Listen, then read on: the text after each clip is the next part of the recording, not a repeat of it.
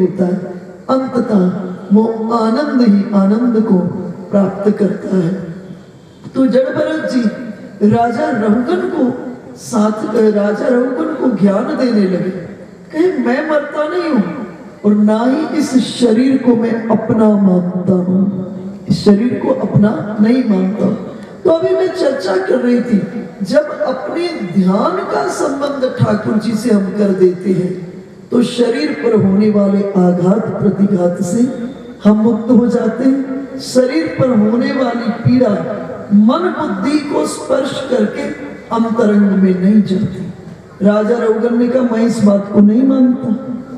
कहा जब जमीन पर चलते पांव में कांटा लगता है तो उस कांटे का प्रभाव मन पर पड़ता है, मन से बुद्धि पर पड़ता है और मुंह से सिसकारी निकल आती है। राजा रहुगन को जड़ भरत जी कहते ये कहना चाह रहे हो, एक प्रयोग करो राजा रहुगन, एक चूल्हा लो, चूल्हे के ऊपर में एक बटलोही रखो, बटलोही में जल डाल दो और जल में पत्थर डाल दो और जल में चावल डाल दो। चूल्हे के संपर्क में बटलोही आएगी, बटलोही गर्म होगी, बटलोही के संपर्क में जल आएगा, जल उबलेगा, जल के संपर्क में चावल आएगा तो चावल पक जाएगा। अर्थात यही कहना चाहते हो, कांटा पांव में लगा, पांव से प्रभाव मन पर हुआ, मन से बुद्धि पर हुआ और मुख से सिसकारी निकल गई।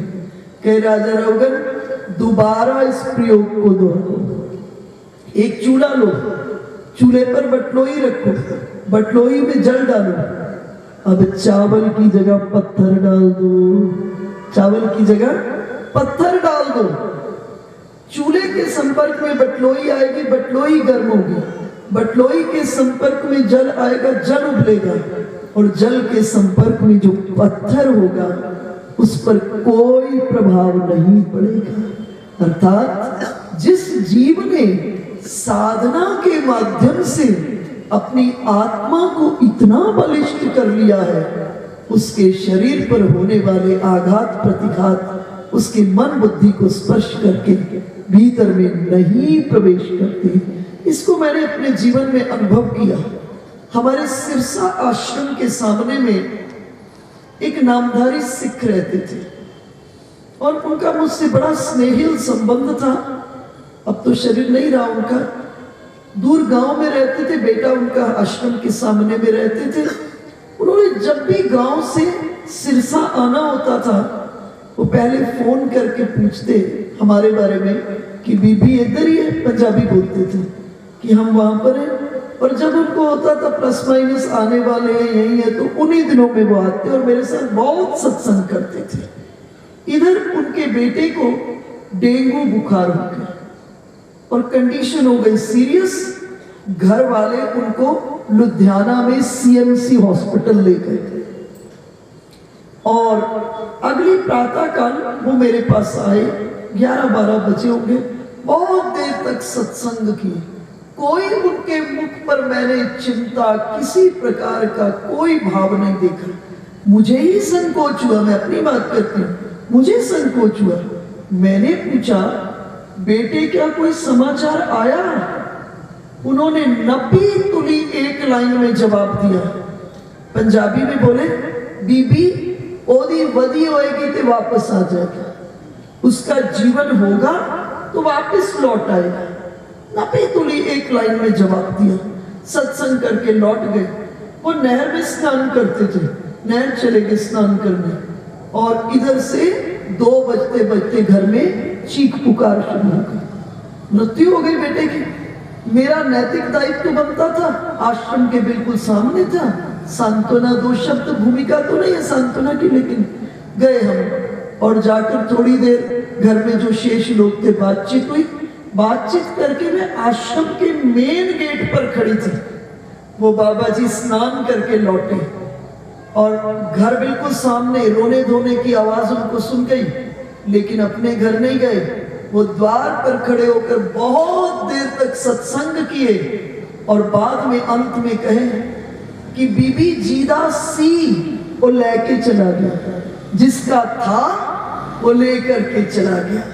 उस दिन मैं अपने जीवन के भीतर में इस बात को प्रत्यक्ष होते हुए देखी कि जीवन के भीतर में परमात्मा को अपना मानने से कितने बड़े शांति का जीवन के भीतर में अनुभव होता।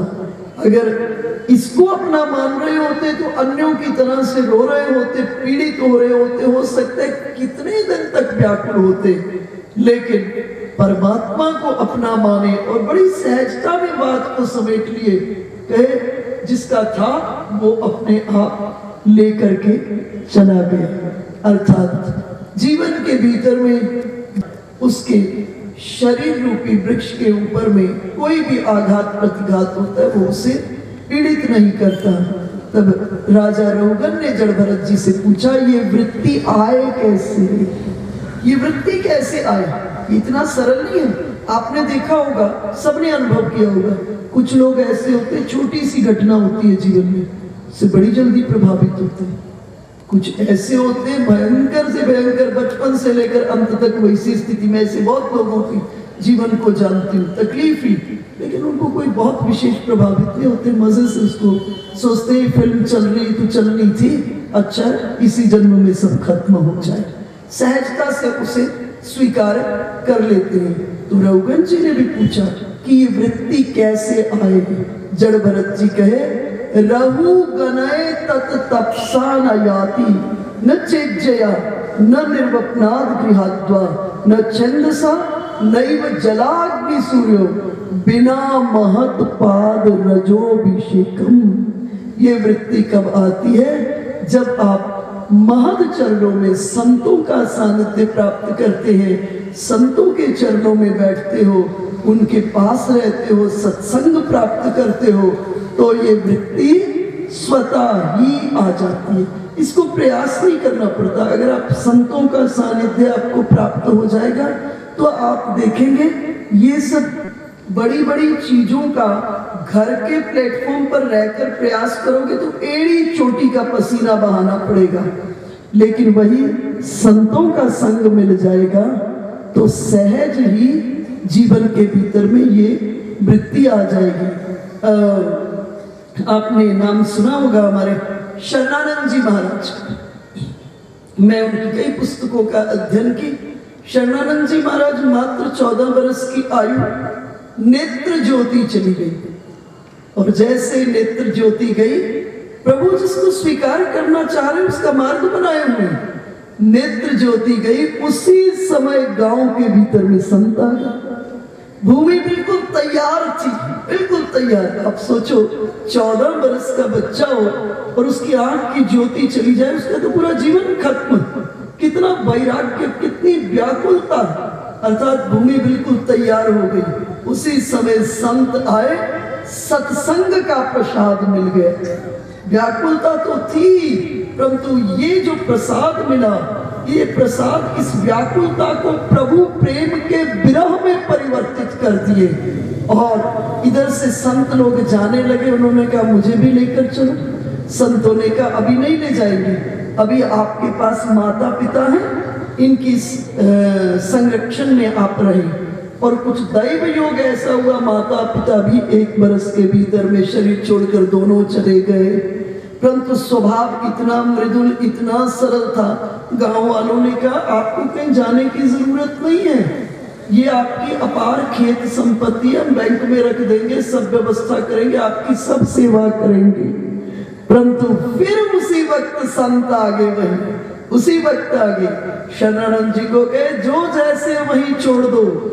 जिनकी शरण में जाने की अंतरंग में विरह वेदना जन्म ली है, उनकी शरण में जाने पर एक संपत्ति नहीं, इस पृथ्वी पर से करोड़ों हाथ निकलेंगे जो आपके मंगल के लिए आगे आगे चलेंगे। और शरणानंद जी महाराज जब पहाड़ में जाते थे, हमारे नैनीताल अल्मोड़ा साइड पर वो बहुत गए, आंख वाले इतने अच्छे पहाड़ों पर नहीं चल सकते, दौड़े हुए जाते थे और कहते थे मैं प्रिया प्रियतम का फुटबॉल हूं, मैं प्रिया प्रियतम का फुटबॉल हूं। प्रिया जी मुझे एक ठोकर लगाती है, मैं ठाकुर की गोद में पहुंच जाता हूँ और ठाकुर उछाल देते हैं, मैं प्रिया जी की गोद में चला जाता हूँ और मैं प्रिया प्रियतम का लाडला हूँ, प्रिया प्रियतम का लाडला हूँ। कभी ठाकुर की गोद में, कभी प्रिया जी की गोद में, कभी प्रिया जी से ठाकुर जी की गोद में, मैं प्रिया प्रियतम का लाडला हूँ और जीवन के परम आनंद को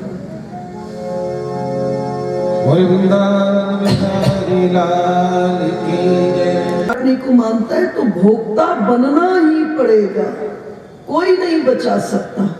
इसलिए क्या करें, कर्ता पने की सीट से हम रिजाइन करते हैं। जब कर्ता पने की सीट से रिजाइन हो जाएगा ना, तो भोक्ता पने की सीट से भी रेजिग्नेशन हो जाएगा। कर्ता की सीट पर किसको बिठा दें, ठाकुर जी को बिठा दें और अपने को क्या बना ले, निमित्त मात्र बना ले। और जब निमित्त मात्र हम बन जाएंगे इस जगत के भीतर में, तो हम कर्तापने के जो मिथ्या अभिमान है उससे मुक्त हो जाएंगे। और जब कर्तापने के मिथ्या अभिमान से मुक्त होंगे तो हम भोक्तापने से भी मुक्त जीवन के भीतर में हो जाएंगे। दूसरा शब्द है स्वर्ग। स्वर्ग का अर्थ होता है स्व जोड़ ग। ग कहते हैं गमन को और स्व कहते हैं निज को। अपने पास जो जीव वापस लौट आता है तो वो कहाँ है, स्वर्ग में है। लेकिन आप कभी भी अपने को ध्यान से देखिएगा, सुबह से शाम तक किसी दिन पूरे दिन अपने को देखिएगा, आप पाएंगे सबसे थोड़ी देर, सबसे कम देर हम अपने पास रहते हैं। किसी दिन सुबह से शाम तक अपने को देखना तो आप पाओगे सबसे कम देर हम अपने पास रहते हैं। कभी पद में उलझे, कभी मद में उलझे, कभी संबंधियों में उलझे, कभी व्यर्थ में उलझे। विचार कीजिए, जिस घर में हम ही नहीं है तो प्यारे से क्या लाड दुलार करेंगे। तो ये अध्यात्म की यात्रा कहीं जाने की नहीं है, ये कहीं से वापस लौट आने की है। जहां हम उलझ चुके हैं, जहां हम भटक चुके हैं, वहां से हम अपने को समेटें और समेट के अपने पास लौटें। ठाकुर जी कहते मैं रोज तेरे घर में आता हूं, पर तू तो अपने घर में होता ही नहीं। कभी पद में, कभी मद में, कभी संबंधियों में, कभी व्यर्थ में उलझा होता है। जैसे जिन उलझनों में हम उलझे हैं उनसे अपने को समेट कर आप अपने पास लौटेंगे और भाव में भरकर ठाकुर जी को पुकारेंगे, उसी क्षण, देर नहीं लगेगी, जैसे ही अपने पास लौटेंगे और लौटकर भाव में भरकर ठाकुर जी को पुकारेंगे, उसी क्षण आप देखेंगे ठाकुर जी हृदय के सिंहासन पर विराजमान होंगे। और जहां पर ठाकुर जी है वहीं तो प्रिया जी भी होती हैं, और जहां प्रिया प्रियतम दोनों हैं वही स्थान तो वृंदावन है, वही स्थान तो अयोध्या है, वही स्थान तो कैलाश है। हम इस मन को वृंदावन बनाए, हम इस मन को अयोध्या बनाए, इस मन को कैलाश बनाए। अर्थात हम स्व की ओर गमन करें। जब हम स्व की ओर आते हैं तो हम कहां पर हैं, स्वर्ग में हैं। और जब आप अपने मन के सिंहासन के ऊपर, अपने मन के सिंहासन पर प्रिया और प्रियतम को विराजमान जब हो जाए तो आप भी जरा सा नीचे बैठ जाना और मन के सिंहासन पर बैठे हुए प्रिया प्रियतम को भाव से भर करके देखना। ठाकुर जी एक हाथ आगे बढ़ा देंगे, आप अपने दूसरे हाथ को बढ़ा देना। वो परमात्मा नर्तक की तरह, आप जीवात्मा को नर्तकी की तरह। ब्रह्म जब नर्तक की तरह होकर जीवात्मा को नर्तकी की तरह से नचाने लग जाता है तब इसी देह में रास हो जाती है। भगवान की रास कब होती है? जब जीव देहाध्यास के बंधनों से मुक्त होकर अपने को अपने स्वरूप में प्रतिष्ठित करके और उस परब्रह्म परमात्मा के पंच प्राणों के इशारों पर नृत्य करने लगता है, तो इसी देह के भीतर में रास हो जाती है। इसकी विस्तृत चर्चा रासलीला के प्रसंग में करेंगे। इस जगह पर परीक्षित ने सुखदेव जी से प्रश्न किया कि गुरुदेव, क्या कोई ऐसा साधन है जिसको करने से घोर अपराध खत्म हो जाए? सुखदेव जी कहे, परीक्षित, आप इस प्रश्न को इसलिए कर रहे हैं, अभी भी आपके मन में अपराध बोध है कि आपसे एक अपराध हो गया, आपने ऋषि के गले में सर्प डाल दिया था। इस अपराध बोध के तले अभी भी है। राजन, एक गोदाम के भीतर में असंख्य वर्षों तक रुई को इकट्ठा करो। किसी गोदाम में कई वर्षों तक रुई इकट्ठी करते जाओ, और एक दिन अकस्माती अचानक ही माचिस की तीली वहां लग जाए, तो असंख्य वर्षों का इकट्ठा किया गया रुई एक माचिस की तीली लगने से सब भस्म हो जाता है। जिस तरह असंख्य वर्षों का इकट्ठा किया गया रुई एक माचिस की तीली लगने से भस्म हो जाता है, उसी तरह से जीव अपने जीवन के भीतर में कितने मर्जी पाप कर ले, एक भगवान नाम की तीली लग जाए तो सभी पाप ताप संताप एक क्षण में भस्म हो जाएंगे और जीव शुद्धाति शुद्ध हो जाएगा। इस जगह अजामिल नाम के ब्राह्मण की कथा सुनाई। कहे, एक अजामिल नाम का ब्राह्मण है, बहुत बड़ा याज्ञिक है, बहुत बड़ा तपस्वी है, माता पिता की आज्ञा का पालन करने वाला है। एक दिन माता पिता ने समिधा चयन करने के लिए इस अजामिल को वन में भेजा। अजामिल ने समिधा इत्यादि का चयन किया, तभी एक दृश्य को देखा और दृश्य को देखते ही मन पतित हुआ। वन के भीतर में एक शूद्र को एक स्त्री के साथ संलिप्त देखा।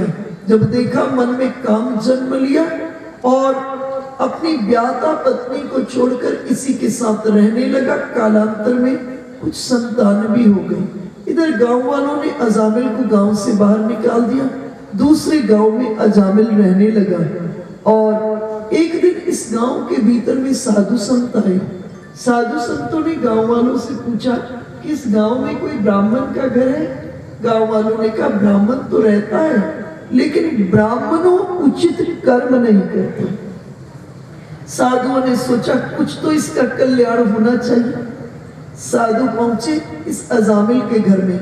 अजामिल घर में नहीं था, अजामिल की पत्नी थी। उसको कहा, हमको भोजन कराओ।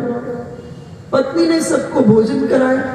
अभी भोजन किए ही थे साधु लोग, इतने में अजामिल आ गया। अजामिल ने कहा, मैं चोरी डकैती करके किसी तरह पैसा इकट्ठा करता हूं, तुमने इन महात्माओं को भोजन करा के खत्म कर दिया। महात्माओं ने कहा, देखो अपनी पत्नी को अब डांटो मत, अब तो हम भोजन कर लिए, अब एक काम करो, भोजन कराया, दक्षिणा दो। अजामिल ने साधुओं को कहा कि दक्षिणा मांगते हो, ये जो झोली मोटरी है ना, इसको भी छीन लूंगा। साधुओं ने कहा, हम रुपये पैसे की दक्षिणा नहीं मांग रहे, हम वचन की दक्षिणा मांगो। तुम्हारी पत्नी गर्भवती है, कालांतर में संतान जन्म लेगी, उसका नाम नारायण रखना, और इस बच्चे का नाम, दैव योग से पूर्व के संस्कार तो थे, महात्माओं का दर्शन करते ही पूर्व के संस्कार प्रकट हो गए, वचन दे दिए। कालांतर में बेटा हुआ, नाम रख दिया नारायण। छोटा बेटा था, दिन में 20 बार 50 बार 100 बार नारायण बेटा, नारायण बेटा, नारायण बेटा। आप आज से 40 बरस पीछे चले जाइए, घर में जितने बच्चे होते थे उनका नाम भगवान के नाम से होता था। क्योंकि घर के व्यस्त कामकाज के भीतर में अगर माला नहीं भी जपने का समय लगा, अगर बेटी का नाम राधा है, बेटी का नाम लक्ष्मी है, बेटे का नाम कृष्ण है, राघव है, माधव है, बेटे का बुलाना भी हो जाएगा और भगवान नाम की माला भी हो जाएगी। छोटा बेटा था, दिन में 50 बार बेटा को नारायण नारायण पुकारता। इधर शरीर शिथिल हुआ। यमदूत इस अजामिल के प्राणों को लेने के लिए आए, अपने पुत्र को पुकारने लगे, नारायण बेटा रक्षा करो, रक्षा करो, रक्षा करो। अब नारायण बेटा ने तो सुना नहीं, लेकिन प्राणों की संचेतना से श्रीमन नारायण को पुकारे, और जब श्रीमन नारायण को पुकारे, सप्तावरण को भेदते हुए वैकुंठ में विष्णु भगवान के पार्षदों के कर्ण कुहर में नारायण नाम पहुंचा। इतना मधुर, आह करा और वेदना से जन्म लिया हुआ नाम। भावावेश में आ गए विष्णु पार्षद, और भावावेश में आकर के यमपाश को काट दिया। जैसे यमपाश को काटा, सृष्टि का संतुलन बिगड़ गया। शेष के फन पर जो ब्रह्मांड था वो झूलने लगा, समुद्र खौलने लगा, दिशाएं विकंपित होने लगी, नक्षत्र टूट टूट कर गिरने लगे। और ठीक इसी समय विष्णु भगवान के पार्षद वहां पहुंच गए। यमदूत भी सामने खड़े हुए हैं। यमदूतों ने भगवान के पार्षदों को कहा, इस अजामिल ने इतने पाप किए और आपने यमपाश को काट दी। विष्णु भगवान के पार्षदों ने कहा, इस राज को अपने मालिक से जाके पूछो। हम तो इतना ही जानते हैं कि जिसके मुख से अंतिम समय में भगवान का नाम निकले, और या जिसके कान में कोई संत भगवान के नाम को उड़ेल दे, उसकी नागरिकता ही वैकुंठ की हो जाती है, उसकी सिटीजनशिप ही वैकुंठ की हो जाती है। और इधर से जो यमदूत थे धर्मराज के पास गए, और धर्मराज के पास जाकर के यमदूतों ने कहा कि ये हमारा इस्तीफा पकड़ो, इसने कोई ऐसा कर्म नहीं किया जिसके फलस्वरूप यमपाश कट जाता। धर्मराज ने कहा रुको। धर्मराज ध्यान में गए, और ध्यान में जाकर क्या देखे, नारायण नाम निकला अजामिल के मुख से। धर्मराज के नेत्रों से भी आंसू बहने लगे। क्या पृथ्वी पर भगवान नाम प्रकट हो गया है, भगवान नाम का प्रकाश हो गया है, तुम भी खूब भगवान नाम का उच्चारण करो। इधर से विष्णु भगवान के पार्षदों ने प्रश्न किया कि हमको एक बात बताओ, अजामिल ये जो तुम्हारे मुख से भगवान का नाम निकला, इसके दो फल होते हैं। एक फल तो ये हुआ यमपाश कट गया, अब बताओ दूसरा फल क्या लोगे? अजामिल को अब महात्माओं की कृपा का अनुभव हुआ कि कैसे महात्माओं ने मेरे पुत्र का नाम नारायण रखवाकर मुझ पर कृपा कर दी। और इस जगह अजामिल ने कहा, मैं तो जानता नहीं दूसरा क्या फल होता है। तो विष्णु भगवान के पार्षदों ने कहा, सुनो अजामिल, अब तक इस सृष्टि में जितने लोगों ने भगवान नाम को जपा है, हम तुम्हें उस भगवान नाम के रस को पिलाएंगे, नाम को नहीं पिलाएंगे, उस भगवान नाम के रस को पिलाएंगे। और विष्णु भगवान के पार्षद अजामिल को यहां से लेकर बद्री नारायण चले गए। स्कंद पुराण के भीतर में उल्लेख आता है कि इस घटना के बाद अजामिल 12 वर्ष तक जीवित हुए रहे, और विष्णु भगवान के पार्षदों ने अजामिल को खूब भगवान नाम के रस को पिलाया। इधर वैकुंठ में किशोरी जी ने पूछा पार्षदों से, तुमको अजामिल को लेने भेजा था, अभी तक लेकर नहीं आए। पार्षद गुस्सा हो गए किशोरी जी से, कहे एक तो विमान दिया है जिस विमान में याज्ञिकों को लाते हैं, तपस्वियों को लाते हैं, कर्मकांडियों को लाते हैं, क्या उसी में नाम वाले को ले आए?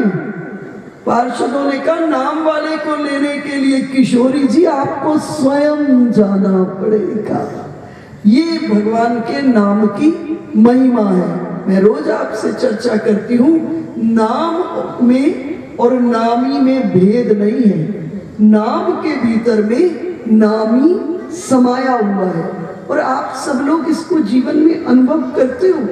जब आपका बेटा आपसे मीलों दूर होते हैं, पतिदेव मीलों दूर होते हैं, कोई आपके सामने में आपके बेटे का नाम लेता है, तो आपके मन की स्क्रीन पर बेटे का रूप प्रकट हो जाता है। ये बात स्पष्ट करता है कि नाम में नामी समाया हुआ है। जैसे बेटे का नाम लेता है कोई सामने में, तो बेटे का रूप मन की स्क्रीन पर प्रकट हो जाता है। ठीक इसी तरह से कोई आपके सामने में श्री कृष्ण कहे तो मन की स्क्रीन पर हमारे ठाकुर प्रकट होने चाहिए। माथे पर मोर मुकुट, गले में गुंजावतंश वैजयंती की माला, कटी पर पीतांबरी, अधरों पर वेणु धारण किए हुए श्री कृष्ण प्रकट होने चाहिए। देखो, नाम ही जीव को ठीक गति तक पहुंचाता है और ठीक गति में चलाता है। नाम के भीतर में ही भगवान की सभी लीलाएं हैं। भगवान का प्राकट्य भी नाम में है और नाम ही जीव का परम आयाम है। नाम ही भगवान का सिद्ध नित्य धाम है और भगवान की जितनी लीलाएं हैं वो सब नाम की महिमा है और भगवान भी नाम के अधीन है। भगवान भी नाम के अधीन है। इसलिए इस नाम को जीवन के भीतर में खूब अच्छी तरह से अपने जीवन में रखिए। आप उस कथा से परिचित हैं जिस समय हनुमान जी भगवान क्या कह उठे हनुमान जी को, धनिक सुपत्र लिखा, सुमिर पवन सुत पावन नामो, अपने बस कर राखी राम। हनुमान जी राम राम का उच्चारण करने से करते करते त्रिभुवन के सर्व सामर्थ ठाकुर हनुमान जी के बस में हो गए। और श्री राम क्या बोल उठे, धनिक सुपत्र लिखा, हनुमान तुम धनी हो गए और मैं तुम्हारा कर्जदार हो गया। भगवान विचार किए, अगर मैं अकेला हनुमान का कर्जदार हो गया तो परिवार में मतभेद हो जाएगा। तो भगवान विचार किए पूरे परिवार को हनुमान का कर्जदार होना चाहिए। तो भगवान चयन किए, सीता जी की खोज के लिए हनुमान जी को भेजे और हनुमान जी सीता जी को मुद्रिका प्रदान किए और सीता जी हनुमान जी की कर्जदार हो गए। भगवान विचार किए, हम दो तो हो गए हनुमान के कर्जदार, अब ये तीसरा वन में लक्ष्मण है, इसको भी हनुमान का कर्जदार होना चाहिए। जिस समय लक्ष्मण जी को शक्ति लगी और हनुमान जी संजीवनी बूटी लाए और लाकर के लक्ष्मण जी को स्वस्थ की, लक्ष्मण जी भी हनुमान जी के कर्जदार हो गए। भगवान विचार किए, हम तीनों वन वाले तो हनुमान के कर्जदार हो गए, लेकिन अभी अयोध्यावासी बचे। अगर अयोध्यावासी हनुमान के कर्जदार नहीं होंगे तो परिवार में मतभेद हो जाएगा। जिस समय भगवान के वनवास के 14 वर्ष की अवधि में एक दिन शेष रह गया था और अवधवासियों का वो एक दिन का एक एक क्षण एक एक युग के समान व्यतीत हो रहा था। उस समय भगवान हनुमान जी को भेजे। हनुमान जी ब्राह्मण के वेश में अवध में आए और भगवान के आगमन का समाचार दिए और सभी के सभी अयोध्यावासी भी हनुमान जी के कर्जदार हो गए। तो नाम की इतनी बड़ी महिमा है, नाम के माध्यम से त्रिभुवन के ठाकुर हमारे बस में हो जाते हैं। आप देखिए महादेव के दरबार का क्या स्थिति है। महादेव के दरबार में सब एक दूसरे के दुश्मन हैं, सब एक दूसरे के दुश्मन हैं। कैसे? भगवान गणेश जी के वाहन कौन? चूहा। कार्तिकेय जी के मोर। भोलेनाथ के गले में सर्प, इधर सिंह और उधर बैल। सब एक दूसरे के दुश्मन हैं। सर्प चूहे को खा लेता है, चूहे को मोर सर्प को खा लेता है। बैल और सिंह के भीतर में भयंकर दुश्मनी है। लेकिन नाम प्रताप शंभु अविनाशी, साज अमंगल मंगल राशि। ये नाम का प्रताप है। नाम ने ऐसे प्रमाणों को जन्म दे दिया है जिससे उन सब के भीतर की हिंसक वृत्ति खत्म हो गई। केवल नाम का रस सब पी रहे हैं और सब एक दूसरे से खूब प्रेम कर रहे हैं। आप अपने घर परिवार में इस ब्रह्मास्त्र को उपयोग कीजिए। घर परिवार में अगर मतभेद है तो नाम रूपी मेडिसिन को घर के भीतर में नाम के परमाणुओं को बढ़ा दीजिए। जितने बढ़ते जाएंगे सबके अंतर की वृत्ति के भीतर में जो विवाद और जो मतभेद है वो खत्म होता जाएगा। सब एक दूसरे के प्रेमी होते जाएंगे घर के भीतर में। इसलिए क्या करो, घर में भी अगर मतभेद है 2 4 5 लोगों में, कोई वाद विवाद रहता है, आपस में नहीं बनती, नाम को बढ़ा दो। नाम का प्रभाव आप देखोगे, सबका आपस में खूब प्रेम हो जाएगा। तो अभी मैं आपसे चर्चा कर रही थी, मैंने चर्चा की थी राजा पृथु की। राजा पृथु की वंश परंपरा में चर्चा की थी कि आगे एक राजा हुए अंतर्ध्यान, अंतर्ध्यान के पुत्र का नाम हविर्ध्यान, हविर्ध्यान के पुत्र का नाम प्राचीन बरही, जिसका नाम बरही खत भी है। ये जो प्राचीन बरही हुए, इनके 10 पुत्र हुए, ये प्रचेता कहलाए। इनका विवाह एक स्त्री से हुआ जिससे प्रचेतस दक्ष का जन्म हुआ। प्रचेतस दक्ष का विवाह असिकनी से हुआ जिससे 10,000 पुत्र बने। 10,000 पुत्र हुए, 10,000 नारायण सरोवर में तप करने चले गए और पीछे से नारद जी ने इनको इतना ज्ञान दिया और ज्ञान देकर के इन 10,000 को बाबा जी बना दिया। नारद जी ने इन 10,000 से 4 प्रश्न किए। आप सबसे भी मैं 4 प्रश्न करती हूँ। पहला प्रश्न किया, एक नदी है जिसकी धारा दोनों ओर बहती है। एक नदी है जिसकी धारा दोनों ओर बहती है, वो कौन सी नदी है? बोलिए, जोर से बोलिए। माया। बहुत सुंदर। ये माया रूपी नदी है जिसकी धारा दोनों ओर बहती है। एक ओर से ये माया रूपी नदी ब्रह्म से जुड़ी है और दूसरी ओर जगत से जुड़ी हुई है। इसलिए ये माया रूपी नदी है जिसकी धारा दोनों ओर बहती है। फिर बोले एक स्त्री है जो व्यभिचारिणी है। कौन है? एक स्त्री है जो व्यभिचारिणी है, कौन है? बोलिए। एक स्त्री है जो व्यभिचारिणी है, वो कौन है? नारद जी प्रश्न कर रहे हैं 10,000 से। ये हरियस्व कहलाए। ये बुद्धि है। बुद्धि अभी कुछ निर्णय लेती, भगवान के पक्ष में निर्णय ले लेती, यहां से निकले घर पहुंचे और कल शाम होते होते वो निर्णय उड़ जाता है, फिर कोई और निर्णय आ जाता है, फिर सुबह होते होते कुछ और हो जाता है, प्रतिपल निर्णय बदलता रहता है। फिर बोले एक घर है जो 23 पदार्थों से भरा हुआ है, वो कौन है? एक घर है जो 23 पदार्थों से भरा हुआ है, वो कौन है? कल ही कथा सुनाई थी, शरीर। बहुत सुंदर। और उसके बाद कहे कि एक चक्र है जो सबके सिर के ऊपर नाच रहा है, काल चक्र है। नारद जी ने कहा इतने ज्ञानी होकर के फिर संसार में फंसोगे। 10,000 को बाबा जी बना दिया। दक्ष को बड़ा बुरा लगा। फिर अपनी पत्नी से 1,000 पुत्र को पैदा किया और ये 1,000 फिर अपने भाइयों की तरह नारायण सरोवर में तप करने चले गए। पीछे पीछे नारद जी चले गए। नारद जी ने कहा देखो, छोटे भाइयों को सदा बड़े भाइयों के पद चिन्हों पर चलना चाहिए। इन्हें भी खूब ज्ञान दिया और इन्हें भी बाबा जी बना दिया। अब दक्ष को बहुत बुरा लगा कि मेरे इतने बेटे बैठ करके मेरे इतने साम्राज्य को चलाते और ये नारद को क्या सूझी, सबको बाबा जी बना दी।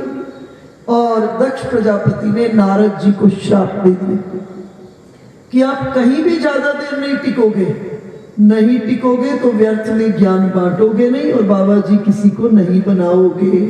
और इस जगह नारद जी दक्ष के श्राप को स्वीकार किए और दक्ष फिर अपनी पत्नी से 60 कन्याओं को जन्म दिया और इन 60 में ही देवता हुए और इन 60 में ही दैत्य हुए। कथा इस प्रकार से, एक बार बृहस्पति जी स्वर्ग के भीतर में इंद्र के पास पहुंचे। इंद्र ने देखा कि हमारे गुरुदेव आए हैं, परंतु अपने गुरुदेव को देखकर भी इंद्र खड़े नहीं हुए, उठकर स्वागत सत्कार नहीं किया। जब स्वागत सत्कार नहीं किए तो बृहस्पति जी को बहुत बुरा लगा बृहस्पति जी अंतर ध्यान हो गए। अब देवताओं के पास कोई दिशा निर्देश करने वाले गुरु नहीं रहे और इस जगह तब देवता लोग विश्व रूप के पास गए। अभी मैंने चर्चा की आपसे कि दक्ष ने 60 कन्याओं को जन्म दिया, 60 में से देवता हुए संतान और इन्हीं में से दैत्य हुए। इनमें से एक देवता हुए जिनका नाम त्वष्टा था और एक दैत्य हुए जिसका नाम रचना था। दैत्य की बेटी हुई रचना, त्वष्टा और रचना का विवाह हुआ जिससे विश्व रूप का जन्म हुआ। अब इंद्र इस विश्व रूप के पास गए, कहे आप हमारे पुरोहित कार्य करें, पुरोहित बने, परंतु स्वीकार नहीं किए विश्व रूप और बहुत ज्यादा अनुनय विनय किए। जब बहुत अनुनय विनय किए तो विश्व रूप स्वीकार कर लिए और विश्व रूप नारायण कवच को जानते थे और देवताओं को क्या किए, नारायण कवच को सिखा दिए। जब नारायण कवच को सिखाए तो देवताओं ने फिर दोबारा स्वर्ग के आधिपत्य को प्राप्त कर लिया। इधर से एक दिन प्रातः काल इंद्र अपने गुरुदेव का दर्शन करने गए। जब पहुंचे उस समय गुरुदेव अग्निहोत्र कार्य कर रहे थे, तो धीरे से बोलकर धीरे से बोलकर दैत्यों के पक्ष में आहुति और जोर से बोलकर देवताओं के पक्ष में आहुति। इंद्र विचार किया कि ये तो मेरे ये जितने गुरुदेव हैं दैत्यों के पक्ष में आहुति दे रहे हैं। क्रोधित होकर के विश्व रूप की गर्दन को काट दिया। इंद्र को ब्रह्महत्या लगी और इस जगह जो त्वष्टा थे उन्होंने अपने पुत्र की मृत्यु का बदला लेने के लिए एक यज्ञ किया और उस यज्ञ का उद्देश्य था कि इंद्र को मारने वाला बेटा मिले। स्वर दोष हो गया, मंत्रों का उच्चारण करते हुए स्वर दोष। देखो वैदिक मंत्रों में 4 प्रकार के दोष होते हैं, स्वर दोष, अर्थ दोष, वर्ण दोष और भाव दोष। इनमें से एक भी दोष रह जाता है तो वो मंत्र संबंधित देवता को वज्र के समान लगता है और सभाग ब्रजम यजमानम भिनस्ति, यजमान का मंगल होने की जगह हानि हो जाती है। इसलिए जितनी शक्ति वैदिक मंत्रों में है उतनी ही शक्ति पौराणिक मंत्रों में है और उतनी ही शक्ति नाम मंत्र में है। तो जो लोग संस्कृत और देववाणी का ठीक से उच्चारण जानते हैं वो तो वैदिक मंत्रों का उच्चारण करें, लेकिन शेष को इनके चक्कर में नहीं पड़ना चाहिए। पौराणिक मंत्र या नाम मंत्रों को ही उच्चारण करें।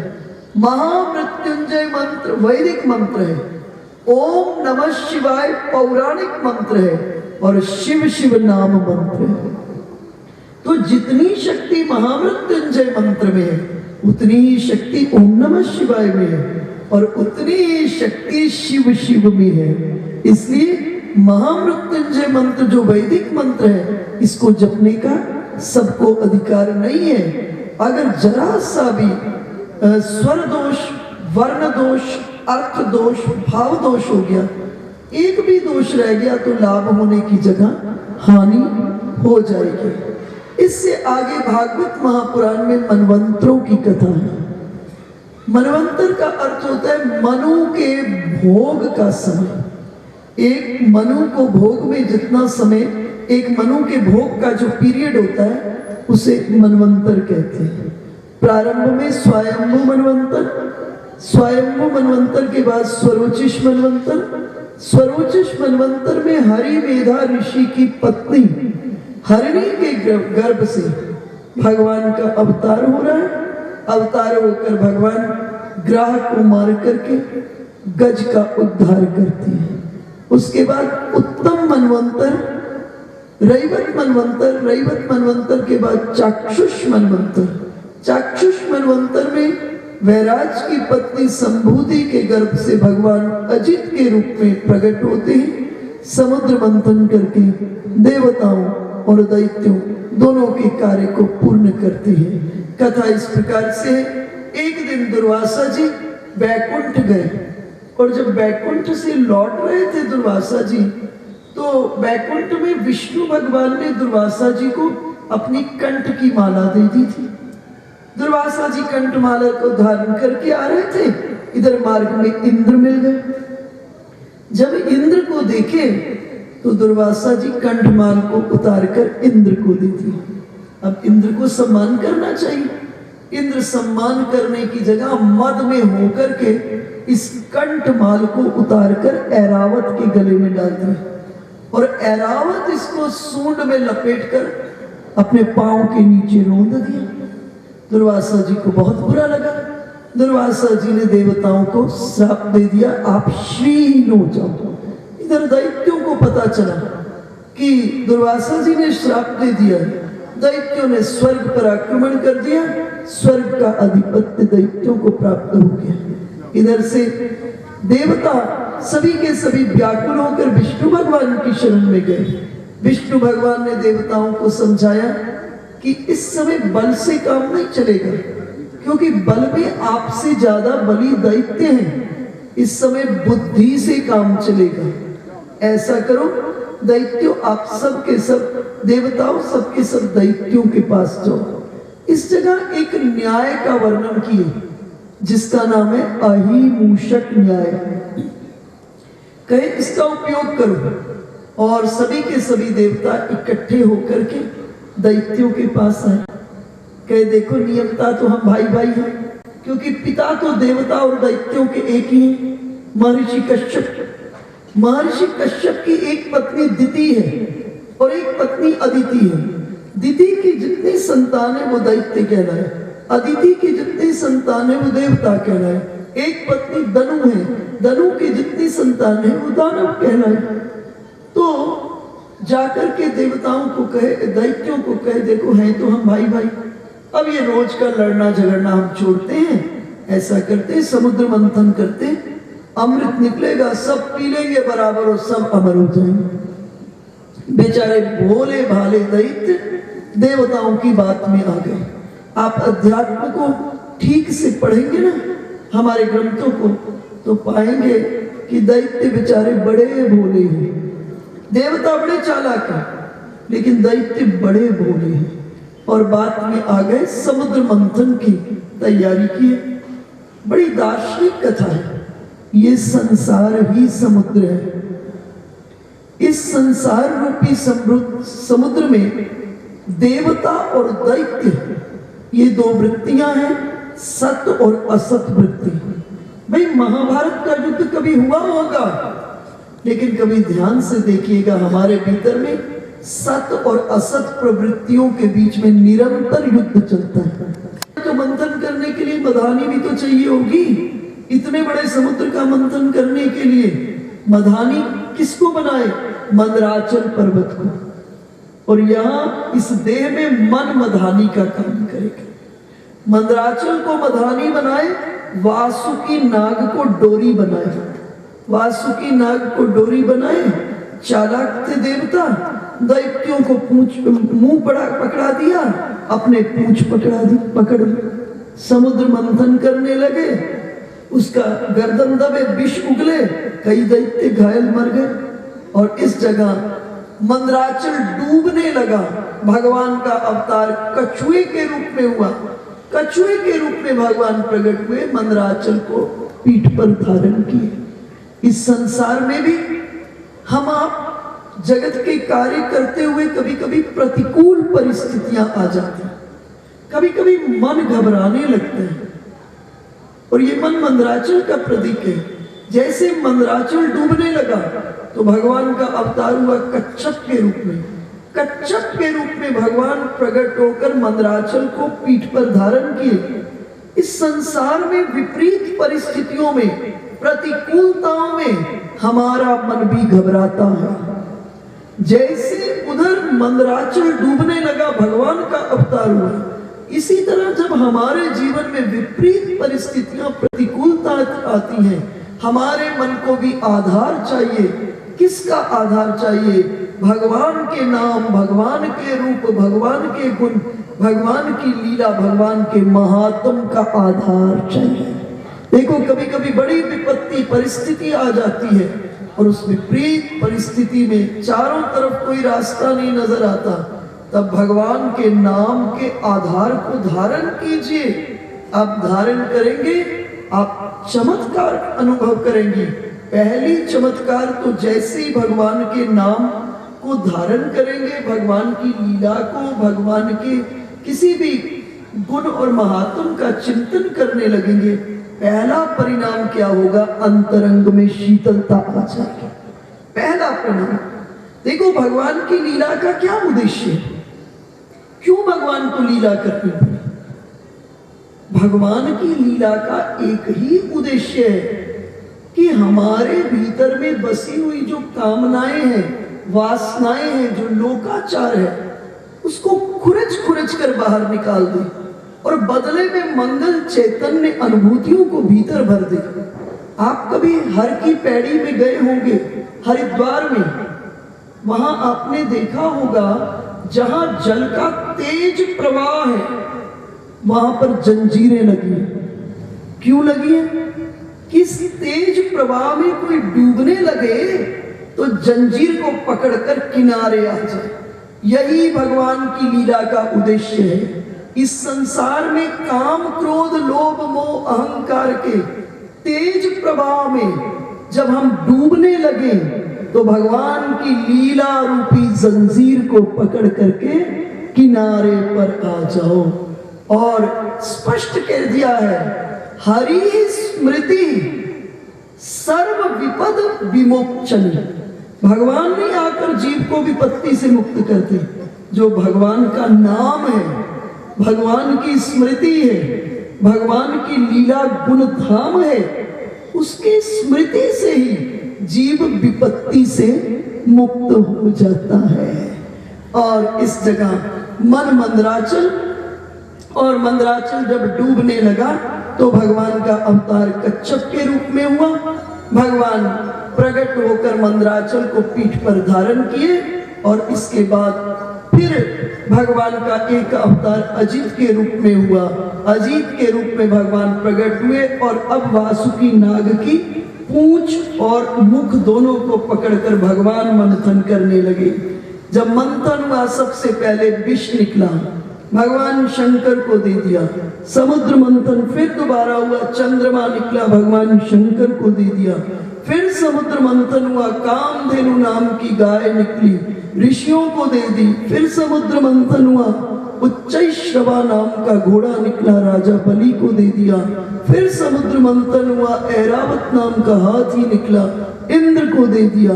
फिर समुद्र मंथन हुआ, कौस्तुभ मणि निकली, विष्णु भगवान को दे दी। फिर समुद्र मंथन हुआ, समुद्र में से जयमाल लेकर के लक्ष्मी जी निकली और विष्णु भगवान को लक्ष्मी जी माला पहना दी। फिर समुद्र मंथन हुआ, बारुणी नाम की मदिरा निकली। बड़ा संकेतात्मक विषय है। अगर अकेले लक्ष्मी को जीवन में ले आओगे, अकेले धन रूपी लक्ष्मी को जीवन में चाह रहे हो, तो फिर धन के दुर्गुणों से बच ना पाओगे। धन के दुर्गुण शराब, जुआ इत्यादि जीवन में आ जाएगा। इसलिए खाली लक्ष्मी को न चाहना, नारायण के साथ की लक्ष्मी को चाहना। नारायण के साथ की लक्ष्मी घर में आएगी तो धन के गुण अर्थात उस धन